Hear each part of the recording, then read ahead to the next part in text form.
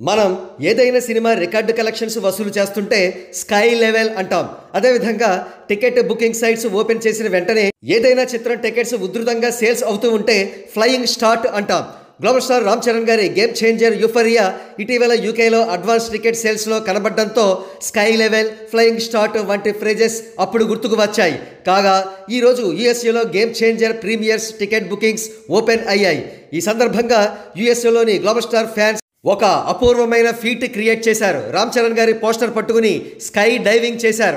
సింబాలిక్గా వారి అడ్వెంచర్కు అర్థం గేమ్ చేంజర్ ప్రీ సేల్స్ యూఎస్ఏలో స్కై లెవెల్లో ఉండబోతున్నాయని, టికెట్ సేల్స్ ఫ్లయింగ్ స్టార్ట్ అనే రీతిలో ఉంటాయని.